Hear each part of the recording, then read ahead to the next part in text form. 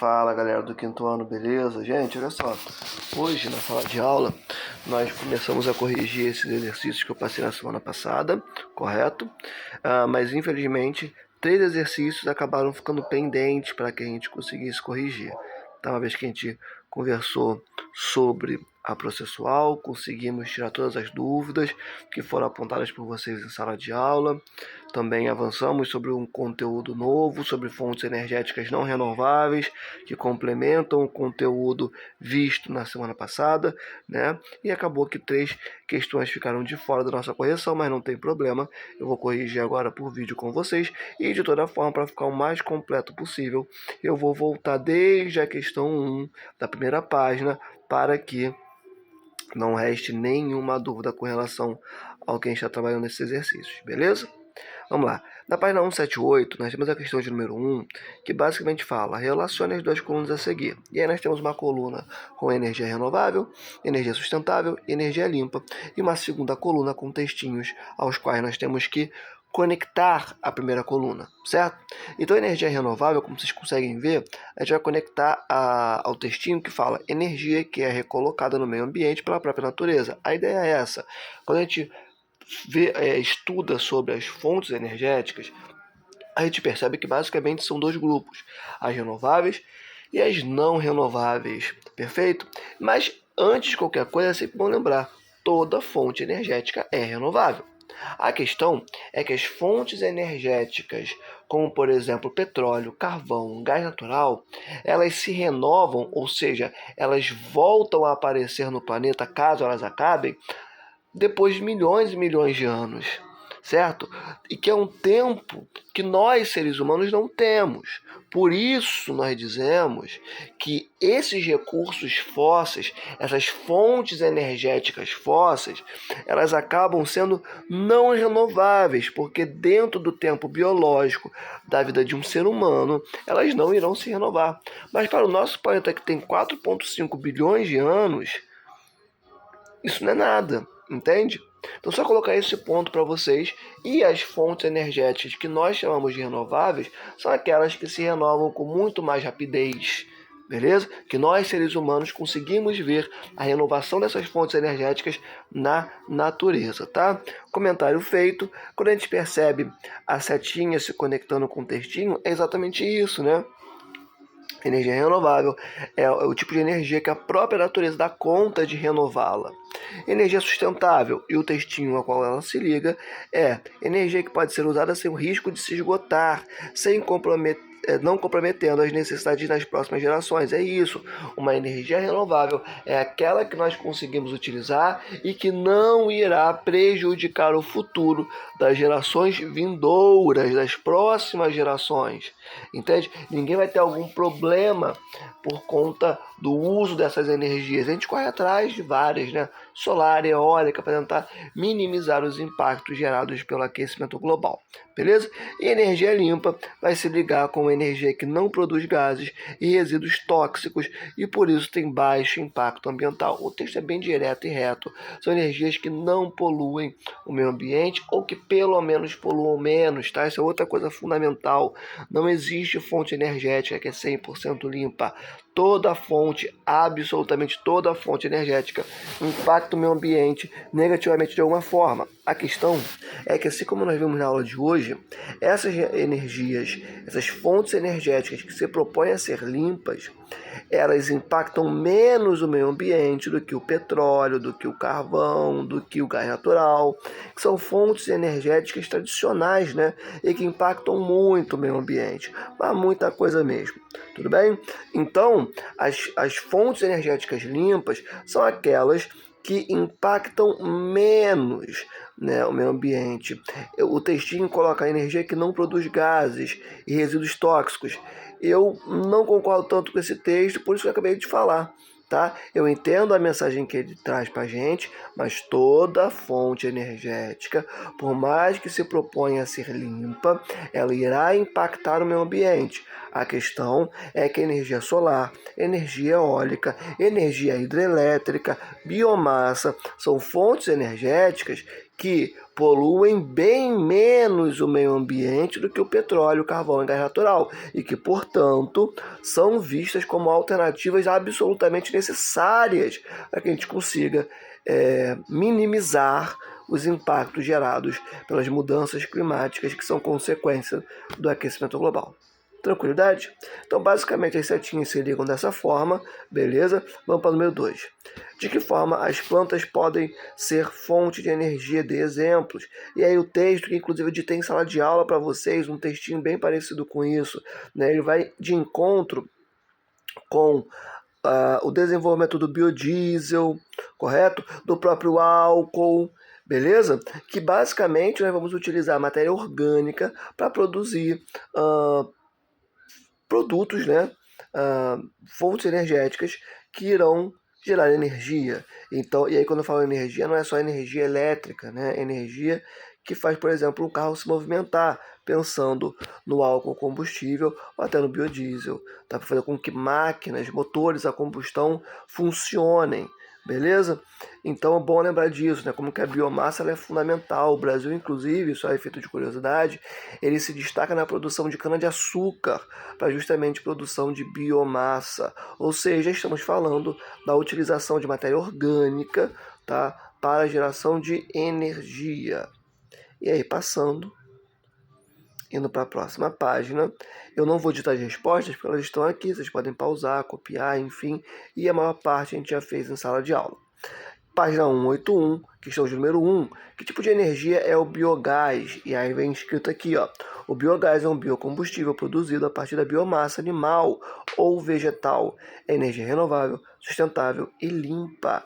É aquilo que a gente já conversou em sala, é aquilo que a gente acabou de falar. É basicamente a gente utilizar a matéria orgânica, queimar essa matéria orgânica para daí gerar uma nova fonte energética que será utilizada e que gera menos impacto à natureza. E é exatamente o que o texto está dizendo. É um biocombustível, o próprio nome já diz, biocombustível, um combustível que é derivado da queima de matéria orgânica, beleza? A partir da biomassa animal, né? E aí fezes, dejetos, até outras formas de produzir também, tá? Mas principalmente fezes e dejetos, tá? Ou de biomassa vegetal, tá? E aí folhas, bagaço de algumas espécies vegetais são utilizadas também, beleza? E aí a gente chega na página 182, questão de número 3, que fala assim: a iniciativa partiu de uma parceria entre 3 instituições, Prefeitura, Centro de Tecnologia de Hidrelétrica de Itaipu e a empresa Cibiogás. Qual a importância das parcerias para solucionar questões ambientais e sociais e a que ODS essa iniciativa está relacionada? Cara, basicamente quando a gente pensa nessas parcerias entre iniciativa privada e Estado, poder público, a gente está pensando justamente em todo mundo. E acompanha o que eu vou falar agora, por favor, galera. A gente está pensando basicamente em todo mundo que é mais diretamente afetado, mais afetado não, mas que é mais diretamente responsável, é a melhor palavra, pelas ações que podem minimizar os impactos gerados pelo aquecimento global. Ou seja, é a galera que está diretamente relacionada à capacidade, presta atenção, de minimizar as consequências das mudanças climáticas. Você pode fazer muita coisa? Não, cara. Não. Agora, o governo municipal pode. O governo estadual pode. O governo federal pode. Uma empresa multinacional pode. Entende? Então, quando a gente pensa na parceria entre iniciativa privada e governo, a gente está pensando numa lógica em que, e não só iniciativa privada e governo não, tá? Mas pensando na parceria com as universidades, né, federais, estaduais, enfim, de ponta que nós temos no Brasil e no mundo, que tem que atuar diretamente em relação com os governos, sejam eles municipal, estadual ou federal, para pensar tecnologias e formas de minimizar o aquecimento global. Não minimizar o aquecimento global, perdão, minimizar as consequências do aquecimento global. Perfeito? Então, basicamente, é pensar que a galera que é mais responsável pelo cenário que nós vivemos precisa se articular para resolver esse BO, para resolver esse problema gigantesco que são as mudanças climáticas. Beleza? E a ODS, e lembra, quando a gente fala de ODS, a gente está falando de Agenda 2030, galera, que é basicamente aquele projeto da ONU que se propõe a estipular uma série de propostas, né, de elementos que devem ser seguidos pelos múltiplos países que existem no mundo, que são signatários da ONU, fazem parte da ONU, para minimizar o aquecimento global até 2030, certo? E aí nós temos uma série de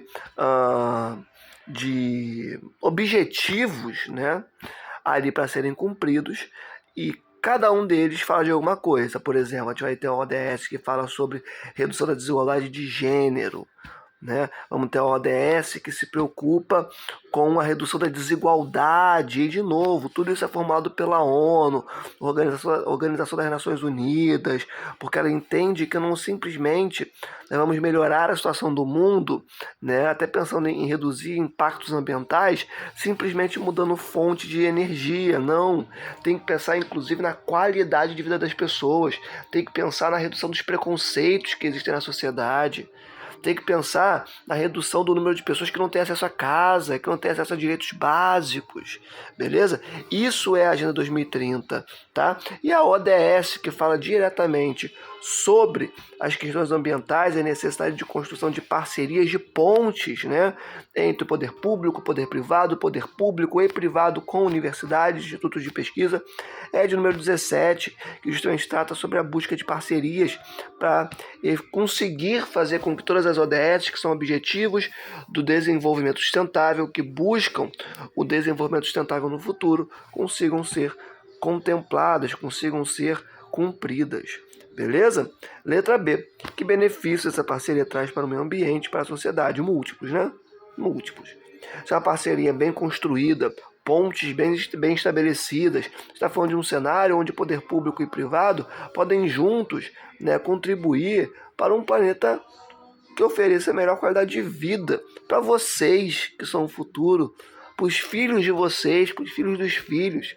Entende? É isso, gente. Vamos passar. Página 184, nós encontramos a questão número 2, que fala assim: a biomassa é uma fonte de energia. Qual é a sua origem? Gente, muito fácil, né? Olha o nome, cara, olha o nome. Biomassa. Qual é a origem dessa fonte energética? É matéria orgânica animal ou vegetal, como vocês conseguem perceber muito bem aqui pelo gabarito. E aí, obviamente, também seguindo o que está posto no gabarito, podem ser acessados, podem ser requisitados a partir de restos de plantas, lenha, resíduos de aterros sanitários, restos de alimentos, de animais também, tá? Dejetos de animais, tudo que é biológico, matéria orgânica, pode ser utilizado para geração de energia, tá? Questão de número 3, que é a última, nosso dever de casa. Escreva uma vantagem e uma desvantagem do uso da energia proveniente da biomassa e da hidroeletricidade. Hidroeletricidade, basicamente, é a energia gerada pelo movimento das turbinas, que basicamente nesse momento é uma infraestrutura, é um trequinho que existe dentro das hidrelétricas, que são grandes barreiras, beleza? Que são utilizadas para geração de energia a partir da água. Então, hidroeletricidade é a geração de eletricidade, energia elétrica, a partir do movimento das águas, que esse movimento faz com que haja geração de energia. Beleza? E aí, você vai ter aqui o primeiro quadro escrito biomassa. Vantagem: é renovável, né? Matéria orgânica tem pra caramba e vai continuar tendo. Sustentável, não está jogando gás poluente para a atmosfera. É mais limpa que os combustíveis fósseis, isso é evidente, né, galera? Evidente. Aí tem o carvão, né, que obviamente não se encaixa em biomassa nem em energia hidrelétrica. O carvão, como a gente viu hoje em sala de aula, é um combustível fóssil, mas não é qualquer combustível fóssil, é aquele que mais polui o meio ambiente e compõe 38% de toda a geração de energia do planeta Terra. Enquanto que o petróleo é aquele que é mais utilizado, polui um pouco menos do que o carvão, mas polui horrores também, assim como o gás natural. Então, obviamente que a biomassa ela irá poluir menos do que os combustíveis fósseis, tá? E evita que resíduos orgânicos sejam jogados no meio ambiente. Mas o foco aqui que eu quero dar para vocês é que a biomassa é renovável, é sustentável e é mais limpa que os combustíveis. Mas sempre se lembrem que até a biomassa gera algum impacto para o meio ambiente, porém muito menor do que carvão, petróleo e gás. Tá? Desvantagem para a biomassa é que quando ela é queimada, o que eu acabei de falar para vocês, ela emite alguns gases para a atmosfera. Beleza? Aqui, para vocês conseguirem visualizar bem. E a energia hidrelétrica, ela é renovável, ela é sustentável e ela é relativamente limpa. Beleza? Só que tem desvantagem na hidroeletricidade? Cara, muitos. Mas muito mesmo. Mas como eu falei, você cria grandes barreiras, né? Para conseguir aproveitar o movimento das águas, e essas águas vão fazer com que as turbinas, que fazem parte dessas barreiras, dessas infraestruturas que compõem as hidrelétricas, possam gerar energia. Só que para isso, cara, você altera toda uma paisagem. Você alaga áreas gigantescas. São árvores perdidas, animais perdidos, comunidades quilombolas, indígenas, ribeirinhas, que precisam ser deslocadas para que toda essa área seja inundada para que haja geração de energia hidrelétrica. Quando você inunda uma área lotada de vegetação, essa vegetação vai ficando podre ao longo do tempo. E aí a própria vegetação, que anteriormente segurava o carbono e o metano e não deixava com que eles fossem para a atmosfera, começam a soltar e começam a poluir o meio ambiente, mesmo, né, com essa área inundada, por conta desse estado de apodrecimento dessas espécies vegetais. Beleza? Eu diria que a hidroeletricidade é uma das que gera mais impactos ambientais e sociais também. Tá? Galera, fechamos a correção do nosso dever de casa, as questões que eu selecionei que achei que eram mais interessantes para o nosso conteúdo. E agora, beijo no coração, tá? Junto desse vídeo, na agenda Edu, tô mandando o quadro que nós trabalhamos hoje, no dia 15 de agosto de 2024. Beleza? E é isso, galera. Até semana que vem. Não esqueça que semana que vem tem processual. Show? Nós estamos juntos. Beijo no coração. Fui. Não esqueçam que a processual está no plural. Show? Vou colocar na agenda Edu também para que não haja nenhuma dúvida. Beijo. Fui. Amo vocês.